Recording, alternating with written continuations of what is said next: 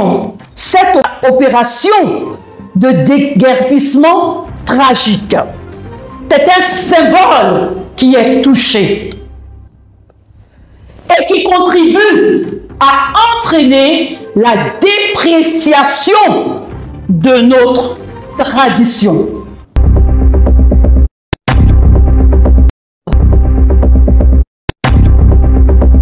Chers tous et toutes, avant d'aborder le thème de cette rencontre, je voudrais, au nom du parti UNCI, exprimer nos sincères condoléances aux familles endeuillées, notre compassion à l'endroit de toutes les victimes impactées de ce que j'appellerais le jeudi noir qui s'est abattu sur le village de Bidjan Djemé, à Djamé village.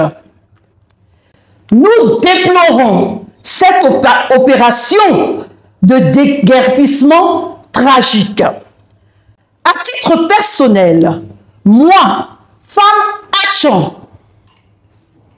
femme autochtone du district d'Abidjan, femme Atchan de la génération Tchaba au pouvoir dans les 61 villages et femme Atchan de la fratrie Bidjan, je suis extrêmement touchée. Je suis émue. Je voudrais exprimer ma compassion au chef du village de Bidjan Djemé, l'honorable Nangui Bois Célestin et toute sa notabilité. L'honorable chef du village d'Adjamé, Nangui Bois Célestin, est à mes yeux un leader coutumier dont la probité, le courage n'est plus à démontrer. Tel un lion, il s'est battu et il continue de se battre pour son village d'Adjamé. Mais que peut-il faire? Qu'est-ce qu'un lion peut faire face à la machine répressive de l'État? Je voudrais faire un rappel à la mémoire collective. Adjamé village était le village Tchaman, cher au cœur du père fondateur, Feu Félix Houphouët-Boigny, du père fondateur de la Côte d'Ivoire. C'est dans ce village qu'a été installé le premier siège du PDCI RDA, sous le leadership du grand chef Nangui Abrogua. Le village d'Adjamé est également le chef-lieu de la fratrie Bidjan, dont, je le répète, je suis issu. La fratrie Bidjan est composée de 7 villages Atchan qui sont au cœur du district d'Abidjan. C'est à Adjamé village que se concertent régulièrement tous les chefs de la fratrie Bidjan. Toutes les chefferies et les notabilités sont régulièrement conviées pour prendre des décisions, des grandes décisions concernant la marche de la fratrie Bidjan. Rien ne peut se faire sans Bidjan Djemé. C'est dire combien de fois c'est un symbole qui est touché et qui contribue à entraîner la dépréciation de notre tradition. C'est le lieu d'appeler le gouvernorat du district d'Abidjan, l'Agéroute, à s'asseoir et discuter avec la communauté villageoise, à privilégier la voie du dialogue, à trouver un compromis qui sera respecté par tous. Car, sous le prisme du développement à outrance, nous assistons à une violation flagrante des droits humains et au non-respect de l'article 11 de la Constitution qui stipule que le droit de propriété est garanti à tous. Nul ne doit être privé de sa propriété si ce n'est pour cause d'utilité publique et sous réserve d'une juste et préalable indemnisation. Nous ne voulons plus assister à des scènes de violence comme celle qui a prévalu le jeudi noir dans le village de Bidjan-Djemé. C'est l'occasion pour moi, femme leader politique Atchan, d'appeler la jeunesse, notre jeunesse Atchan, très révoltée d'ailleurs, à faire preuve désormais de calme, de retenue et laisser place à l'élaboration d'un cadre de concertation entre les autorités coutumières, les autorités administratives et les autorités politiques Atchan. Un cadre de concertation pour trouver une solution. Je réclame, en tant que femme politique Atchan, un plan Marshall pour Adjamé. Je réclame un plan Marshall. C'est un impératif de reloger toutes les familles en détresse.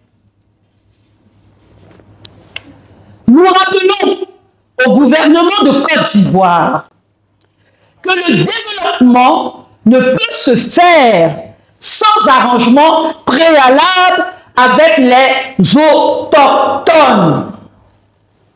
Peut-être sont-ils l'oublier, mais les autochtones d'une région ont des droits. Et ces droits ont été votés en 2007 par les Nations Unies. Allez lire la déclaration des Nations Unies sur le droit des peuples autochtones. Vous convenez et vous savez avec moi que les lois internationales sont supérieures aux lois nationales. Nous invitons par ailleurs les juristes, les scientifiques, les historiens, anthropologues et politologues à se pencher sur cette loi et aider à son application effective. De plus en plus, les autochtones des régions du Nord, du Sud, Est, Ouest sont fébriles à l'idée de perdre leurs acquis ancestraux. Nous souhaitons au parti UNCI que le calumet de la paix s'allume. Messieurs les amis de la presse, nous sommes à quelques mois des élections présidentielles, de l'élection présidentielle, 15 mois précisément. Et déjà, les inquiétudes se lisent sur les visages. Les fantômes du passé, de la crise post-électorale, de 2011 et la désobéissance civile de 2020, avec son corollaire de mort, sont toujours présents dans l'esprit de nos concitoyens. Il nous revient, parti UNCI, d'interpeller sur l'élection présidentielle à venir. Ceci nous oblige, dans un premier temps, à nous épancher sur l'état de la nation. Il faut préciser que quelques heures ne suffiraient pas pour égrener la pléthore de maux qui minent notre pays. 15 années plus tard, force est de constater que nous avons des problèmes à tous les niveaux. Au niveau de l'éducation, du pouvoir d'achat, de l'ivoirien, le problème de l'endettement, d'une justice partiale et dépendante, aux ordres du pouvoir en place, du tribalisme, dans la nomination des postes à responsabilité, des institutions budgétivores, de la gabegie, du système de santé défaillant, de nos chutes désespérément vides, de plateaux techniques performants. Pour preuve, le nombre de nos autorités politiques qui privilégient les soins à l'extérieur que dans leur propre pays. Nous sommes encore dans ce pays à nous réjouir, à organiser des fêtes pour l'acquisition d'une ambulance, alors que le centre de santé est désespérément dépourvu de matériel de soins. Le parti UNCI fait de la santé de l'Ivoirien l'un de ses combats. Il est inadmissible que l'espérance de vie dans notre pays soit de 54 ans. Nous parlerons des sujets qui semblent cruciaux, des sujets susceptibles de créer des révoltes sociales, de détruire le tissu social, fragiliser la cohésion sociale. Nous parlerons de la pagaille qui s'installe dans nos communautés villageoises. Nous parlerons de la cherté de la vie et des élections présidentielles de 2025. La pagaille dans nos communautés villageoises est la triste réalité qui se vit dans nos villages. Le charme de notre pays réside dans sa diversité ethnique. 69 ethnies réparties sur des endroits géographiques précis, vivant en parfaite harmonie dans le respect des lois de la République. Mais que constatons-nous?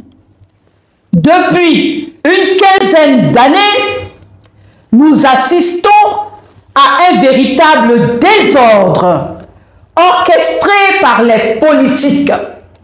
La politique s'invite dans la désignation des chefs de village, entraînant par conséquence des divisions et troubles dans nos communautés villageoises.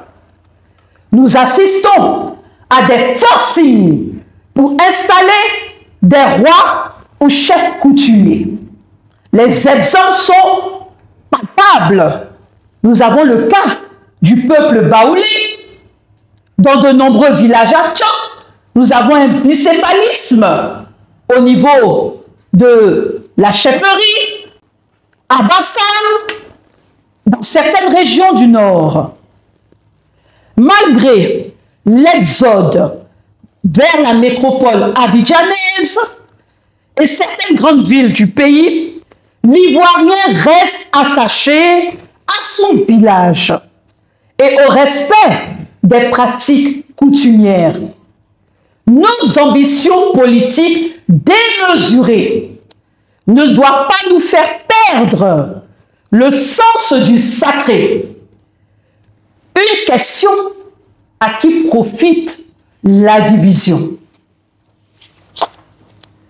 Nous appelons les communautés villageoises à résister à toute cette pression en faisant preuve de sagesse. À cet effet, nous nous permettons, partis politiques, d'interpeller la Chambre des rois et chefs traditionnels à sortir de son mutisme. Nous ne les entendons pas. Nous assistons à des lotissements sauvages, des expropriations de terres sans purge, des expropriations extrajudiciaires, des parcelles retirées à des Ivoiriens et vendues à des étrangers. Nous tirons la sonnette d'alarme. Dans 10 ans, nous n'aurons plus de terres cultivables. On nous propose du béton au profit de terres cultivables. Je prends l'exemple, il y a près de 13 ans ou 12 ans à peine, Benjerville était le grenier d'Abidjan. Lors de la crise post-électorale, les habitants de la commune de Cocody ont pu trouver à manger grâce aux produits provenant de la commune de Benjerville. Aujourd'hui, tout n'est que prolifération de béton. Alors, de la cherté de la vie, nous le disons haut et fort, les Ivoiriens souffrent de la hausse constante des prix des produits de première nécessité. Où sont passées les solutions tant prônées par le régime en place pour améliorer le quotidien des Ivoiriens? Tout devient cher. Il est inadmissible que l'Ivoirien soit dans l'obligation de dépenser 10 000 francs CFA, soit 15 € pour bien vivre par jour. Oui, 10 000 francs CFA pour bien vivre par jour. Alors que le SMIC avoisine les 65 000 francs CFA. Les concitoyens peinent à se loger, à se nourrir. Il faut impérativement réduire le train de vie de l'État, renoncer à la pléthore de ministres, aux institutions qui sont budgétivores. Nous constatons au parti UNCI qu'une certaine politique de lutte contre la pauvreté est mise en place depuis près de 7 ans par là, si nous ne nous trompons pas. Cette politique, à travers un programme de filets sociaux initié par la Banque mondiale, dont le but, en Côte d'Ivoire, consiste à octroyer 35 000 francs CFA à des ménages pauvres via les téléphonies, les compagnies de téléphonie mobile.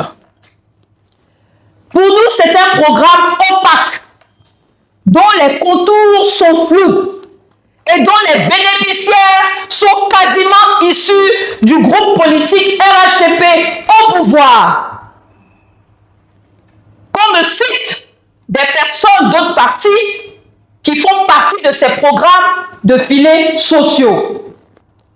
À tous ces mots qui minent notre nation, renforcent le fatalisme, l'injustice sociale, agrandit le fossé de plus en plus grand entre le pouvoir et en place et le peuple de Côte d'Ivoire. Il y a de grandes incompréhensions. Le parti Union Nouvelle pour la Côte d'Ivoire proclame que l'espoir est permis, qu'une alternance politique s'impose pour ces élections présidentielles à venir. Nous disons qu'une union nouvelle est possible et est inéluctable. Alors, de l'élection présidentielle à venir en 2025, le parti UNCI, Union Nouvelle pour la Côte d'Ivoire, appelle d'ores et déjà à l'organisation d'élections crédibles. Par crédible, nous entendons des élections inclusives, transparentes, équitables. Il revient alors à l'institution chargée de l'organisation des élections, à l'opposition, aux modérés, parce qu'il existe des modérés, et au régime RHDP de mettre tout en œuvre pour la mise en place d'une élection présidentielle apaisée. Au parti UNCI, nous insistons sur des élections inclusives. Par inclusive, nous entendons la participation de tous les candidats, même ceux victimes de condamnations juridico-politiques, à participer à l'élection présidentielle. Nous disons, pour la paix, aucun sacrifice n'est trop grand. Alors, nous lançons un appel. Premièrement, aux potentiels futurs candidats à l'élection présidentielle de 2025. Il faut qu'ils mettent au centre de leur ambition présidentielle l'intérêt des Ivoiriens.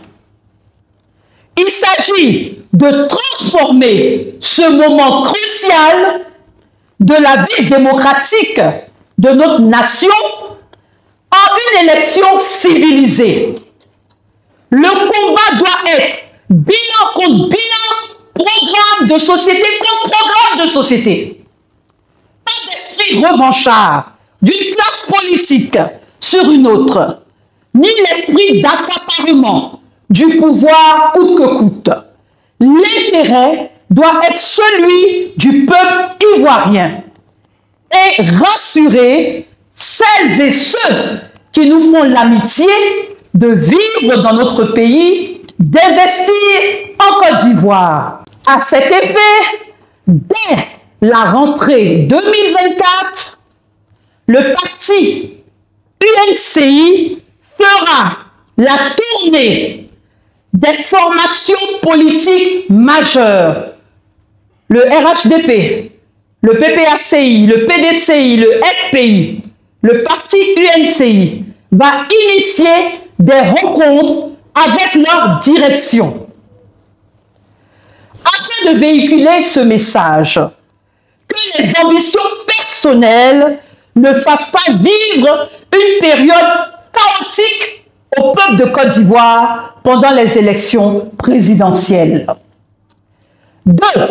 Nous appelons la frange de la population, hommes, femmes, enfants, ne possédant pas d'extrait de naissance, à se rendre aux différents lieux d'audience foraine. Au niveau majeur,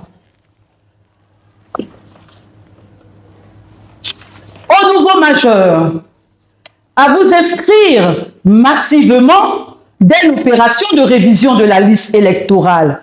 C'est votre avenir qui se joue dans les différentes élections. Pour finir, en troisième appel, en Côte d'Ivoire, nous avons plus de 200 partis politiques. En dehors des grandes formations politiques majeures, le parti UNCI,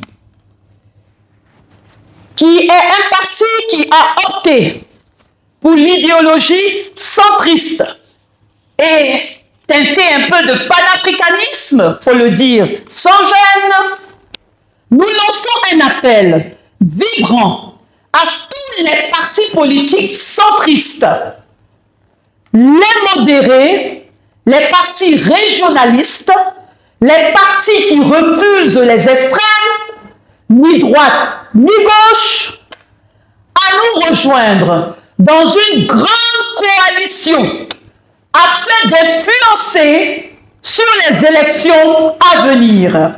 La vie politique de la nation ne saurait se cristalliser entre deux blocs. Une troisième voie est possible.